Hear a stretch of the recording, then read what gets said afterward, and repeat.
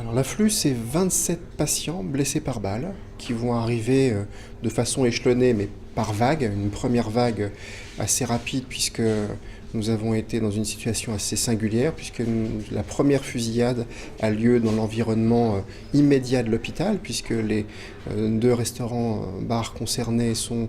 en face de l'enceinte de l'hôpital, à quelques mètres d'ici en fait. Et donc les premiers patients sont arrivés, le tout premier est arrivé escorté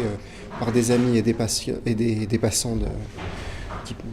ont amené la personne sous le bras. Le deuxième patient est amené sur un brancard des urgences, poussé par une des infirmières qui venait juste de sortir du service, et par des pompiers dont on a arrêté le véhicule pour pouvoir assurer le transport avec l'infirmière. Et puis les choses se sont très vite enchaînées. Alors les 27 brancards, ils ne sont pas tous physiquement les 27 en même temps parce que le but de la manœuvre est d'essayer de mettre le plus rapidement possible au bloc opératoire les malades qu'il nécessite. Il y a 7 malades qui vont être opérés dans la nuit. Les autres, il faut que vous puissiez arriver à les répartir au sein de l'hôpital, soit avec une surveillance un peu particulière, et c'est ici qu'on avait aménagé cette zone de surveillance dans les lits que vous voyez ici,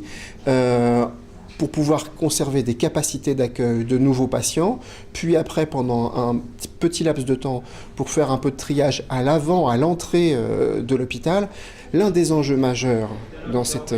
situation très très singulière, pour ici en tout cas, était de prendre conscience très rapidement qu'il serait